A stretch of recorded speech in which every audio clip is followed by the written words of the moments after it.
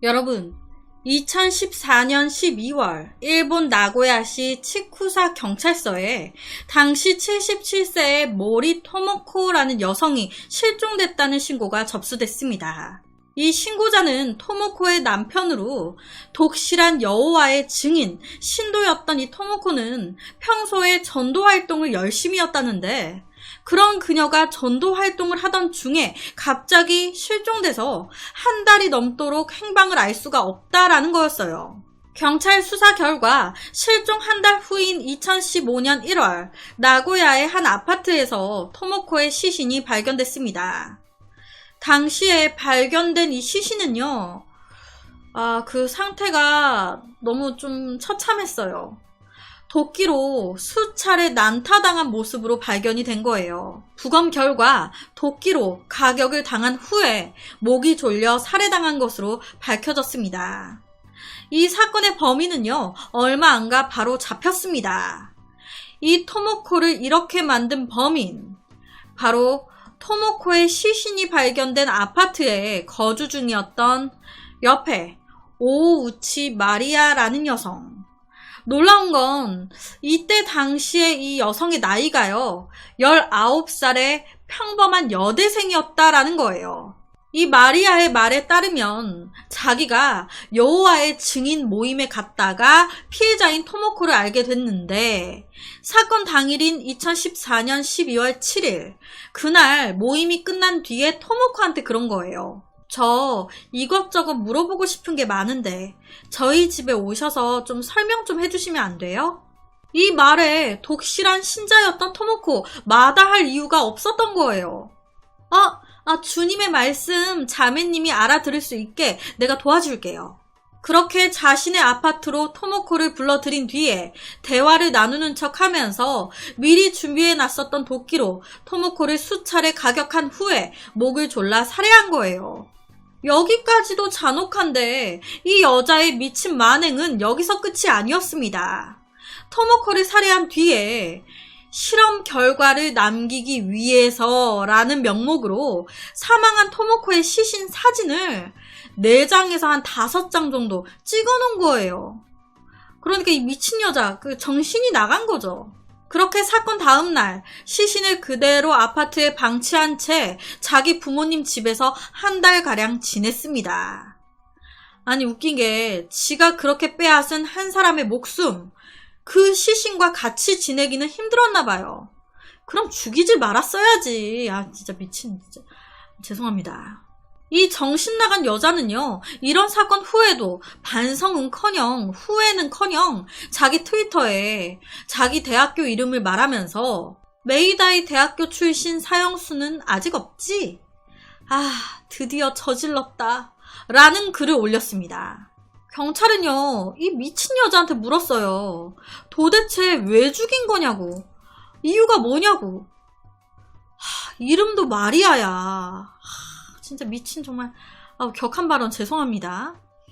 이 범인 마리아 여성은요, 왜 죽였냐?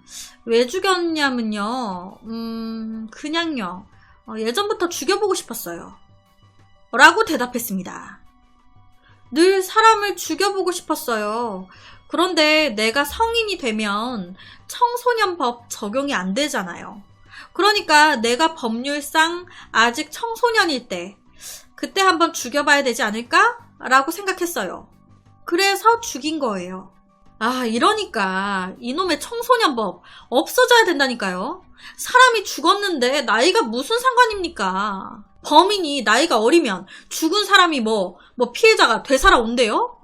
나이가 어릴 때 사람을 죽이면 죄를 덜 받으니까, 그러니까 어릴 때 하고 싶었던 걸 한 거다. 이 마리아는 이 범죄가 처음이 아니었습니다. 조사 과정에서 여죄도 다수 있었어요. 그러니까 여죄가 다수 발견이 된 거예요. 도대체 이 오우치 마리아, 이 여성은 어떤 여자였던 걸까?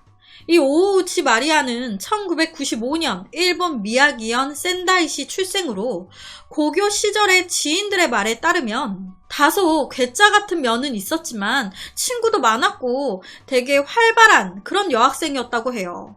그러니까 크게 뭔가 모나지는 않았던 거예요. 하지만 이거는 어디까지나 포장이었습니다. 마리아는 어린 시절부터 살인에 대해 비정상적인 흥미, 관심을 보였어요. 초등학교 6학년 때는 초등학교 6학년 때는 평소 자신과 사이가 좋지 않았던 담임교사의 급식에 지우개 가루랑 스탬플러 철심, 그 스탬플러 철심을 넣어놓은 거예요. 이거 먹고 죽으라고. 초등학교 6학년이. 여기서 더 소름 돋는 건 원래는 이 선생님 급식에 지우개 가루나 스탬플러가 아닌 붕산을 넣으려고 했다는 거예요.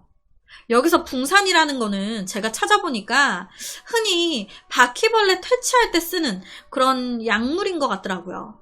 정확히는 모르겠습니다. 여튼 사람 인체에는 좋지 않은 것만은 확실한 것 같아요. 여튼 이때 그 붕산을 어떻게 이제 구입을 해가지고 친구한테 맡겨뒀는데 그 친구가 붕산을 잊어버렸네. 그래서 단순한 이물질 혼입 테러선에서 그친 거예요. 소름 돋죠. 초등학교 6학년이. 또한 중학교 때는 사카키바라 사건의 범인 아즈마 시니치로한테 반한 거예요. 왜? 와, 나랑 비슷한 나이에 저런 대단한 짓을 했다는 게 너무 존경스러워. 와, 너무 멋있어. 나도 저렇게 하고 싶은데. 이 이후에 중학교를 졸업한 마리아는 한 명문 고등학교에 진학을 하게 됩니다. 이 시기에 마리아는요, 비슷한 또래의 소녀들과는 달리 옆에 보시는 것처럼 완전한 남자 스타일의 쇼컷, 이 쇼컷을 하고 보이시한 옷차림을 입었다고 해요. 옆에 보시면 교복도 남자 교복이에요.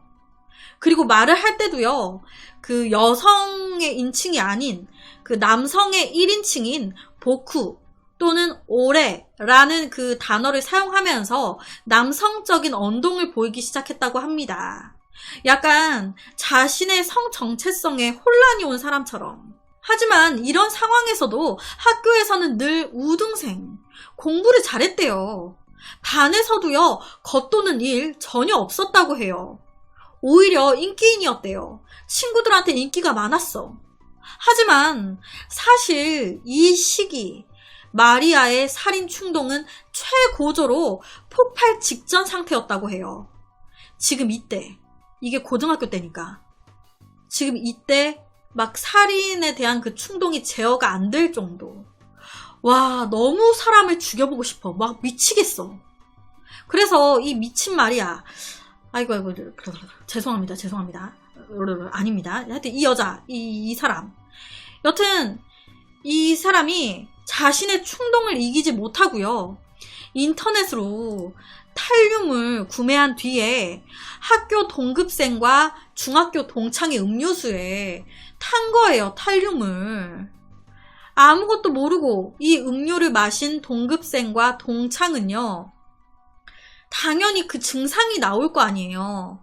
그러면 옆에서 아무것도 모르는 척 앉아가지고 그 증상을 다 관찰해서 기록으로 남기기까지 했습니다.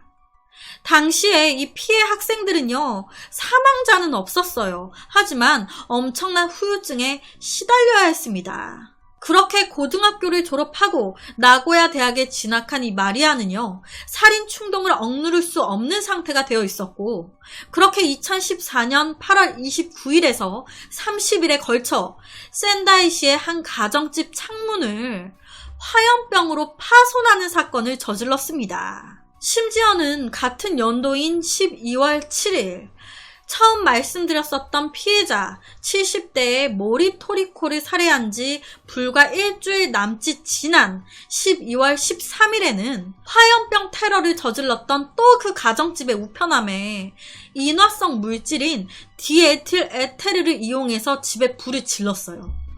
집에 진짜 불을 지르기까지 한 거예요. 그러니까 이미 정신이 반쯤 나가 있어. 이 마리아는요, 경찰에 체포된 후에도 전혀 반성하지 않았습니다. 자신의 모든 죄를 자랑하듯 나열했어요.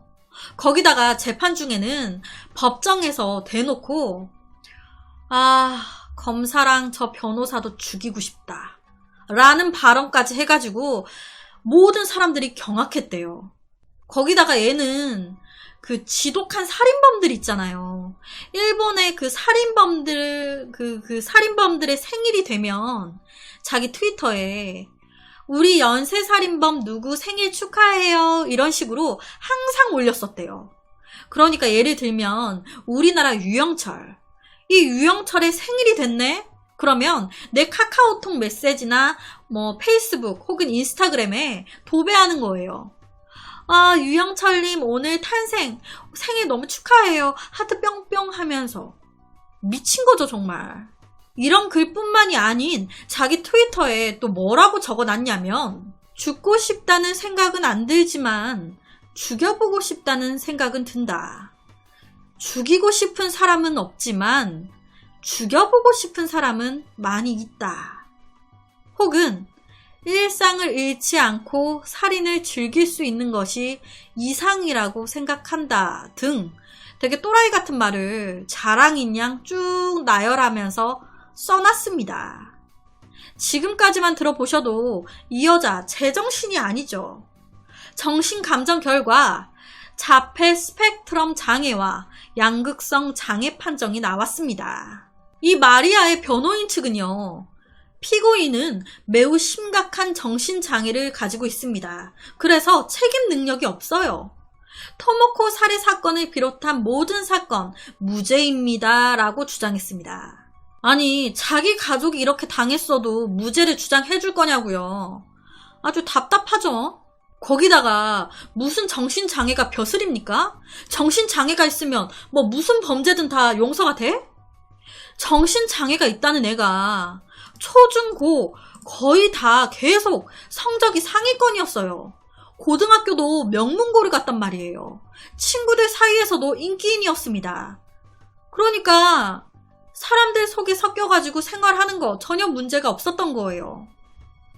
정말 이 마리안가 거식인가 이 여자 책임 능력이 없었다, 책임 능력이 없다라고 봐야 하는 걸까요? 학자들의 말에 따르면 이 같은 사이코패스들은요, 교도소에서도 모범수로서 성실히 생활하는 그런 특징을 보여준다고 하는데요. 결론적으로 정말 다행히도 이 여자 무기징역이 선고됐습니다. 이런 예를 사회에 풀어주면 안 되죠. 계속적으로 피해자가 나올 게 불보듯 뻔하잖아요. 가석방 없이 죽을 때까지 쭉 감옥에서 썩게 해야죠. 참, 이름은 마리아인데 어찌 하는 행동은 악마인지 정말 무서운 여자죠.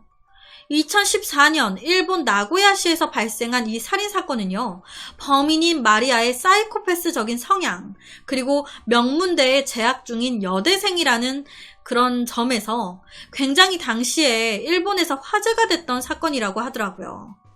그래서 오늘은 절대 우리나라에서는 안 벌어졌으면 하는 한 사건에 대한 이야기를 가지고 왔습니다.